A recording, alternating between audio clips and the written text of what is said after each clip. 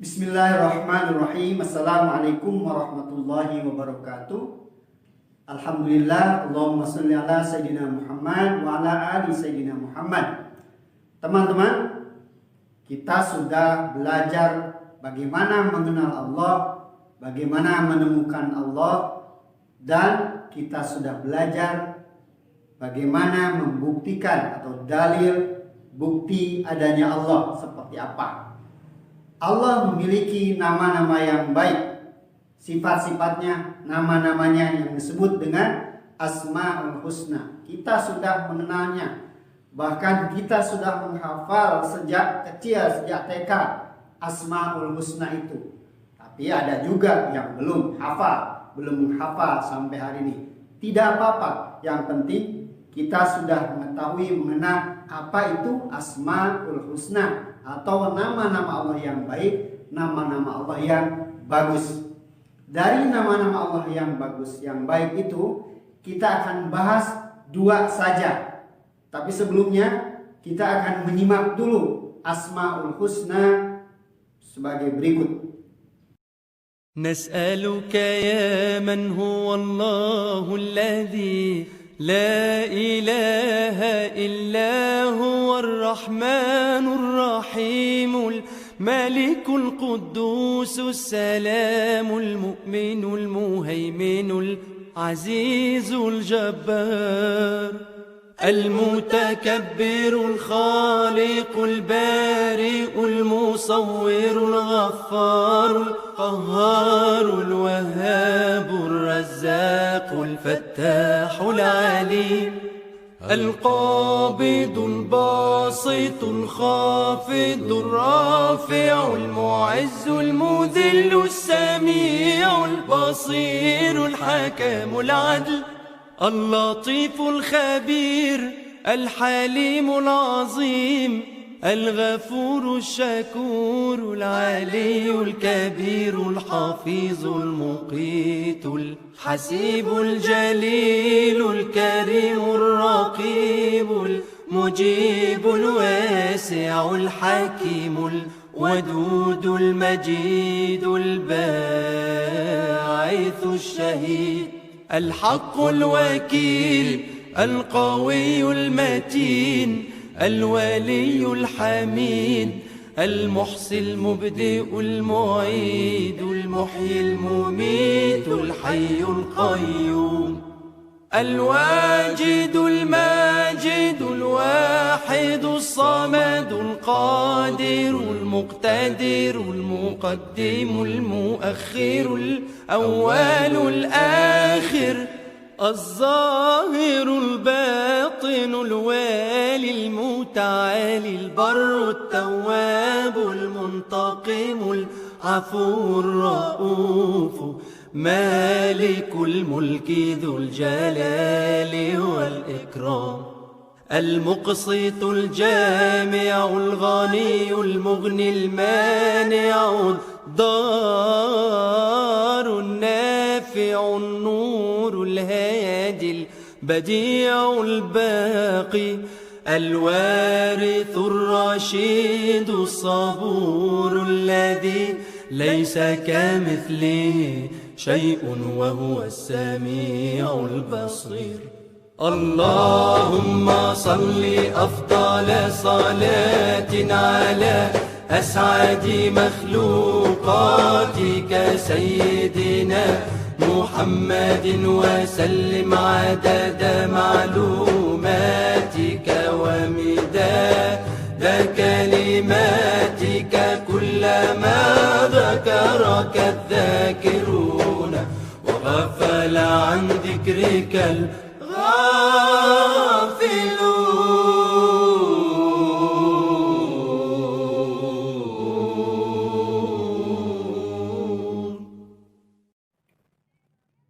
Itu tadi Asmaul Husna. Mungkin di antara kita ada yang sudah hafal di luar kepala, mungkin juga ada yang sudah lupa ya, karena sudah lama menghafalnya, atau juga ada yang belum pernah sama sekali menghafal. Nah, teman-teman, dari rangkaian Asmaul Husna tadi, di antaranya ada nama Al-Adlu dan Al-Qadir dari 99 Asmaul Husna. Teman-teman, tentang Asmaul Husna, Al-Quran menyebutnya dalam surat Al-A'raf ayat 180. Ini bunyinya, A'udzubillahi minasyaitonirrajim, walillahil asmaul husna fad'uuhu biha wa dzarul ladzina yulhiduna fi asma'i. Saya tidak akan menerjemahkan keseluruhannya, tapi saya garis bawahi walillahil asmaul husna, kata Asmaul Husna dalam Al-Quran. Artinya, dan Allah memiliki nama-nama yang baik. Itu dari kata walillahil asmaul husna. Di sini kita tidak akan membahas keseluruhan Asmaul Husna sekali lagi, tetapi dua nama dari Asmaul Husna itu, yaitu Al-Adl disandingkan dengan Al-Qadir, ya. Dari kata Al-Adl dan Al-Qadir. Nah, kita akan bicara tentang keadilan Tuhan dan kekuasaannya sesuai nama dari Asmaul Husna tadi, dua nama dari Asmaul Husna yaitu Al-Adl dan Al-Qadir. Apa itu sebetulnya keadilan? Kita akan bicarakan keadilan berasal dari kata adl, tentu dalam bahasa Arab, yang artinya menunjukkan dua benda itu sama dan diperlakukan dengan sama pula. Maka dari segi bahasa, al-adl atau adl merujuk kepada keadilan, persamaan, dan jalan kebenaran. Keadilan berarti tidak memilih satu pihak di atas yang lain atau meletakkan sesuatu di tempat yang tidak seharusnya. Kebalikan dari keadilan yaitu kata ada al-jaur atau jaur yang berarti membela satu pihak, dan zolim atau zulm yang artinya meletakkan sesuatu yang tidak pada tempatnya. Itu kata jaur atau zulm, kebalikan dari kata al-adl. Sekali lagi ini dalam bahasa Arab atau dari sisi bahasa. Ini belum dari Asmaul Husna tadi tentang apa itu keadilan Tuhan atau al-adl. Nah, sedangkan kekuasaan, ya tadi kita bicara soal al-adl, keadilan. Sedangkan kekuasaan atau al-qadir adalah kewenangan yang didapat seseorang atau suatu kelompok untuk menjalankan kewenangan sesuai dengan kewenangan yang diberikan. Itu apa al-qadir. Maaf, itu tadi kekuasaan. Betul, kekuasaan al-qadir. Kebalikan bukan kebalikan, disandingkan dengan al-adl. Itu arti kekuasaan adalah kewenangan yang didapat seseorang atau suatu kelompok untuk menjalankan kewenangan sesuai dengan kewenangan yang diberikan. Selanjutnya, sekali lagi Allah Maha Adil. Kita tahu Allah Maha Adil. Manusia melakukan ketidakadilan karena 3 hal. Kalau Allah Maha Adil, manusia ada ketidakadilan. Kenapa manusia tidak berbuat adil atau melakukan ketidakadilan? Ada 3. Pertama, ketidaktahuan bahwa hal yang dilakukan itu tidak adil. Yang kedua, keperluan yang mendesak. Itu manusia bisa berbuat tidak adil. Yang ketiga, keterpaksaan dari orang lain sehingga dia bisa berbuat tidak adil. Tapi bagi Allah tidak mungkin. Ya, itu seperti itu. Allah Maha Adil. Maka dari 3 hal tadi, ya, kita tahu bahwa Allah tidak mungkin tidak adil. Karena apa? Karena Allah Maha Tahu. Dia mengetahui segalanya. Gak mungkin berbuat tidak adil. Yang kedua, Allah tidak memerlukan apapun. Yang keempat, Allah adalah Tuhan. Dia tidak mungkin dipaksa siapapun. Ya, sekali lagi, dari 3 di atas kita tahu bahwa Allah tidak mungkin tidak adil. 3 hal yang mana? Yaitu manusia kenapa berbuat tidak adil atau berbuat zalim. 1, ketidaktahuan. Yang kedua, keperluan yang mendesak. Yang ketiga, keterpaksaan dari orang lain. Maka dari 3 hal di atas tadi kita tahu bahwa Allah tidak mungkin seperti itu, yaitu tidak berbuat adil atau Allah berbuat zalim. Karena apa? 1, Allah Maha Tahu, Dia mengetahui segalanya. Yang kedua, Allah tidak memerlukan apapun. Yang ketiga, Allah adalah Tuhan. Dia tidak mungkin dipaksa siapapun. Semua umat Islam, ya kita semua pasti setuju bahwa Allah adalah Maha Adil. Tapi masih ada perbedaan pendapat tentang makna keadilan Allah. Kalau tadi dari sisi bahasa kan maknanya bervariasi atau berbeda-beda.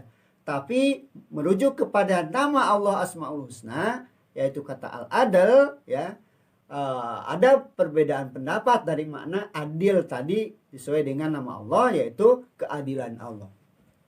Nah, dalam hal ini ada 2 golongan yang berbeda pendapat tentang makna keadilan Allah atau kata al-adl tadi dalam Asmaul Husna. Golongan yang pertama berpendapat bahwa Allah tidak melakukan sesuatu kecuali dengan adil dan bijak. Ya. Dalam kata lain, golongan ini berpendapat bahwa segala sesuatu yang Allah lakukan menjadi adil apapun. Saya ulangi, ini pendapat golongan pertama, bahwa Allah tidak melakukan sesuatu kecuali dengan adil dan bijak. Dalam kata lain, golongan ini berpendapat bahwa segala sesuatu yang Allah lakukan apapun itu menjadi adil. Itu golongan yang pertama. Sedangkan golongan yang kedua berpendapat tentang makna keadilan Allah dalam Asmaul Husna. Ya, ini golongan kedua berpendapat bahwa segala perbuatan Allah pasti berdasarkan keadilan. Berbeda dengan tadi ya, bahwa berpendapat bahwa segala perbuatan Allah pasti berdasarkan keadilan. Nah, golongan kedua berpendapat bahwa Allah hanya melakukan hal-hal yang memang sudah adil, bukan menjadi adil karena dilakukan Allah. Ya, golongan kedua ini berpendapat bahwa Allah hanya melakukan hal-hal yang memang sudah adil, bukan menjadi adil karena dilakukan Allah. Nah, perbedaan pendapat dalam hal kebebasan dan keterpaksaan, ya, masih nyambung dengan keadilan dan kekuasaan Allah tadi. Apakah manusia mempunyai kebebasan dalam hidupnya? Ini pertanyaan ya. Apakah manusia mempunyai kebebasan dalam hidupnya, ataukah segala keterpaksaan dari kehendak Tuhan? Ya, kita ini punya kebebasan untuk memilih sesuatu. Kita mau kaya, kita mau miskin, kita pilih. Kita mau bahagia atau celaka, kita yang pilih. Kita punya kebebasan untuk memilih itu. Kita mau kafir atau kita mau mukmin, kita yang memilih itu. Atau sebaliknya.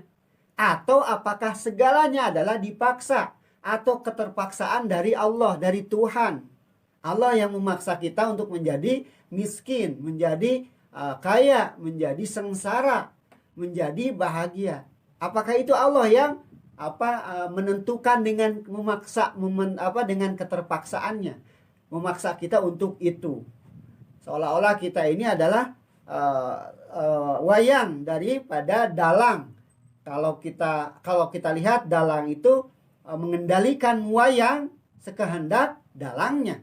Apakah kita sebagai manusia, sebagai wayang yang dalangnya Allah, menentukan, memaksa sekehendak Allah, terserah Allah sendiri, kita mau diapakan, mau kaya, mau miskin, terserah Allah. Apakah seperti itu pemahamannya?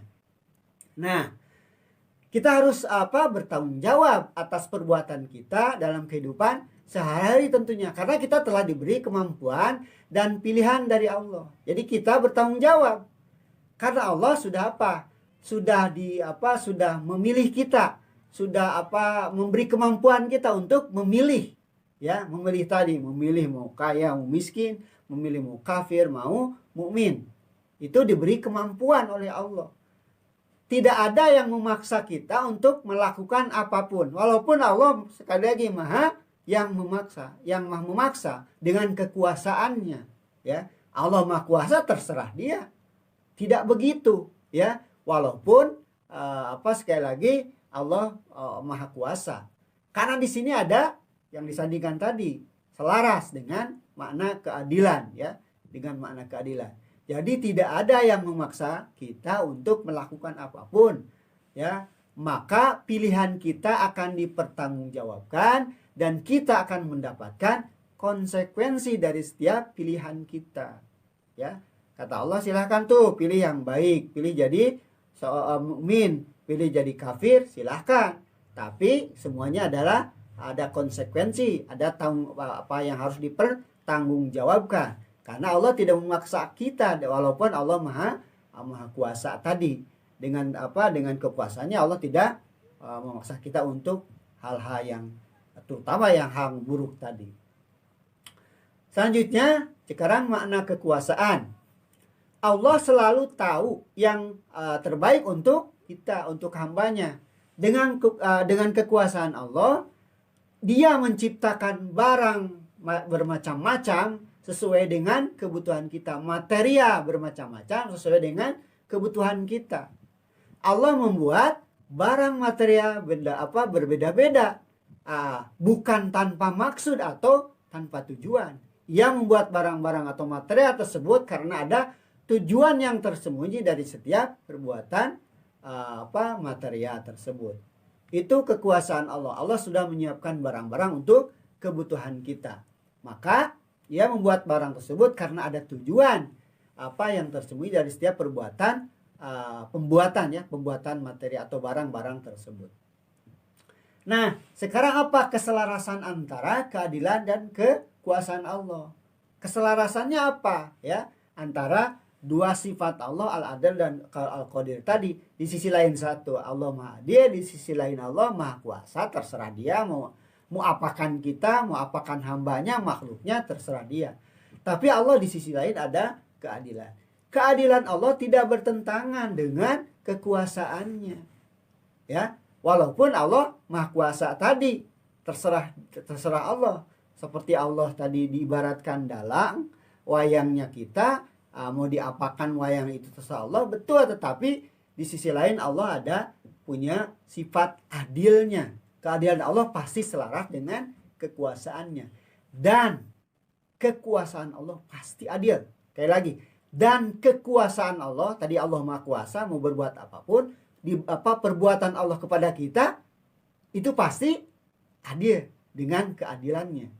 Karena sudah terdapat dalam Asmaul Husna bahwa Allah itu Maha Adil. Jadi tidak mungkin Allah menyengsarakan kita, tidak Allah contoh misalkan kita ini dalam kehidupan kita, menurut kita ini yang buruk itu kadang mungkin merasa bahwa Allah tidak berbuat adil kepada kita.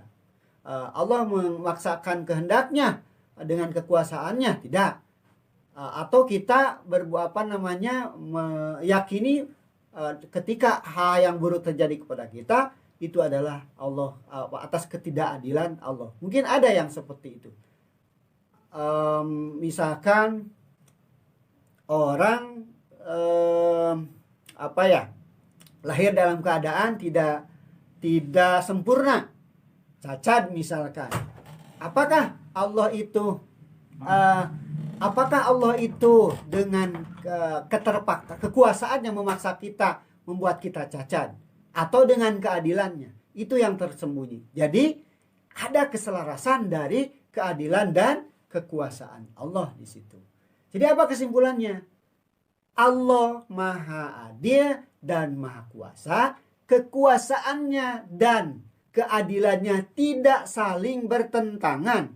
Dia adalah Maha Adil dan dia tidak akan membuat kita bertanggung jawab atas hal-hal yang di luar kendali kita. Allah tidak akan mempertanggungjawabkan itu. Dan Allah Maha Kuasa, jadi ya, dia atau Allah tahu apa yang terbaik bagi kita, bagi hambanya. Kita harus yakin bahwa apa yang terjadi atas kita adalah yang terbaik dari Allah Subhanahu wa Ta'ala. Ini barangkali ya yang kita harus pahami antara keadilan dan kekuasaan. Jangan sampai kita keliru dalam memahami keadilan. Kadang-kadang kita menggerutu sesuatu yang terjadi yang buruk buat kita adalah atas ketidakadilan Allah dan seterusnya. Ini naudzubillahi min dzalik kalau kita pahami seperti itu. Saya akhiri barangkali demikian. Terima kasih atas perhatiannya. Wa ma taufiqi illa billah. Alaihi tawakkaltu wa ilaihi unib. Assalamualaikum warahmatullahi wabarakatuh.